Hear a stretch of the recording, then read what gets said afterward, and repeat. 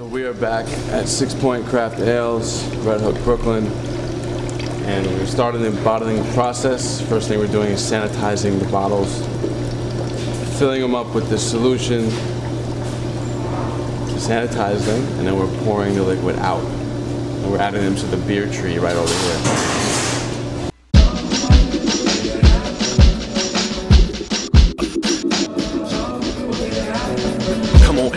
Let's go, come on man, let's go. Let me sleep, I'm almost finished with this dream. I'm a hero in it, I'm about to unleash my power, save my family from getting devoured. Apparently it's more important that I go to work and end this story. I'm just saying, what if everything I just did to stop this monster never really happened? Now he's coming back, that'd really be tragic. All to work with that excuse, they promptly cut me loose. Now I'm free to go back to bed, but when I lay down to go back instead, I end up... Oh, if Aaron goes back into the bottle, they gotta re-sanitize it, because otherwise the beer won't condition properly. It's not as easy as it looks. I'm Shane Welch, president, founder, SixPoint Craft Ales, here with the Junk Science crew. We're doing our maiden voyage of the G.N.T, aka Gran'Dad's Nerve Tonic.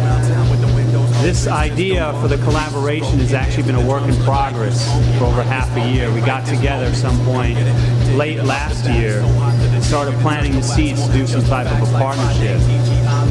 Wheels started turning, decided we wanted to make our own brew. A brew for their crew that they could go out and pimp, give to their heads and drink up and have fun, but also, you know, get the word out about SixPoint. So what we have is we have two local crews here putting their heads together, making something great. When we come up with ideas for recipes, we get a vision on what we want the beer to taste like, and then we just come up with a recipe like that. We don't necessarily think that the beer needs to taste a certain way to taste like a pale ale, or to taste like a stout, or to taste like a brown ale. It needs to taste like what we want it to taste like, or what the people want it to taste like.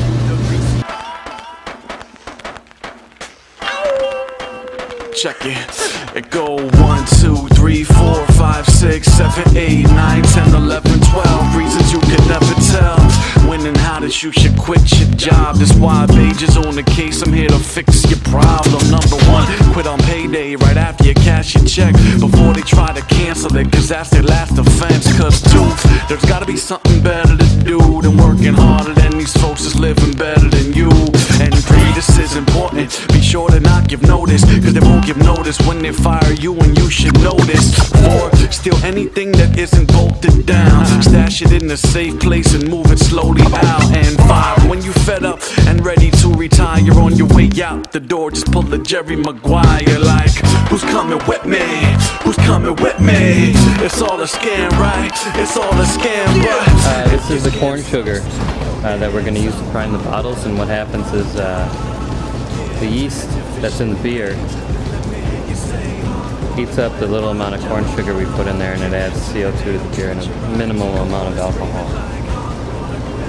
So that's how we get our bubbles.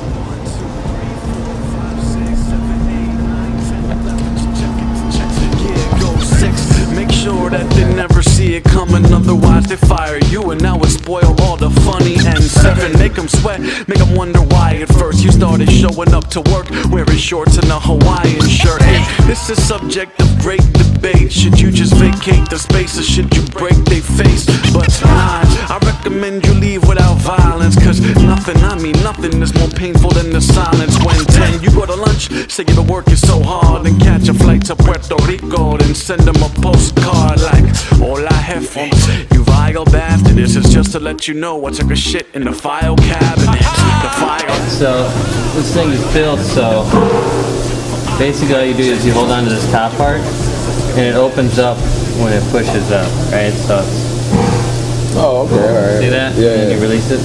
So basically all you do is you push it down to the bottom, and we want to fill from the bottom up, because then you won't fold any air and oxygen and everything else into it.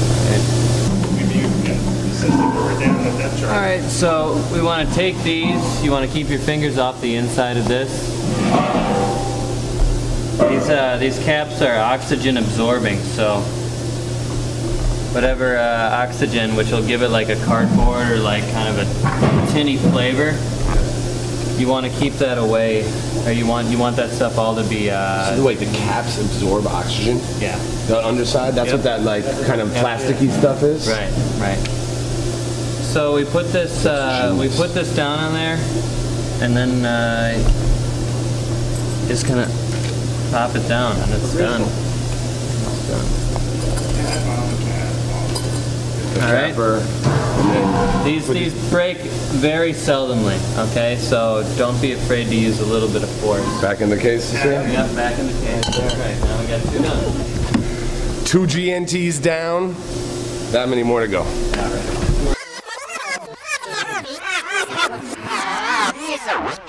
Was passing by, where I saw how evil and despair held them in a trance.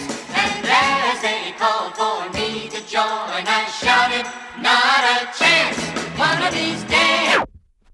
I'm gonna get one of these at the house so I can, you know, cap on a regular basis. 22 ounces of cold Gran'Dad's Nerve Tonic. Coming to you soon, October 23rd. Check it, yeah. There was no time to think. He had to make a choice, but since he made his choice, he didn't have to think. All he had to do was move now silently and retrace the steps that he had practiced since he found the key.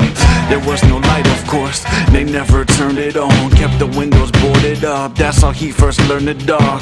How to navigate without the use of sight, and how to make his own until he was enlightened. The house that he was locked inside, it held so many rooms, many full of prisoners, but many were like empty tombs. None of that mattered now, 'cause tonight he's kicking. And there you have it. That's how we came to get our own beer, Gran'Dad's Nerve Tonic. And right here in Beer Craft, you can come through and get a bottle for yourself. 64-ounce jug is called a growler.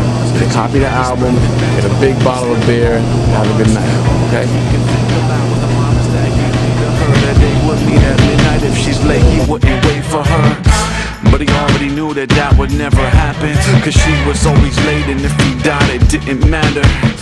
All that mattered now was that they had a chance. As he crept inside the greenhouse and he tiptoed past the plants, and he stopped short to the sound of breath behind him. He whirled around, the flashlight in his face, it almost blinded him.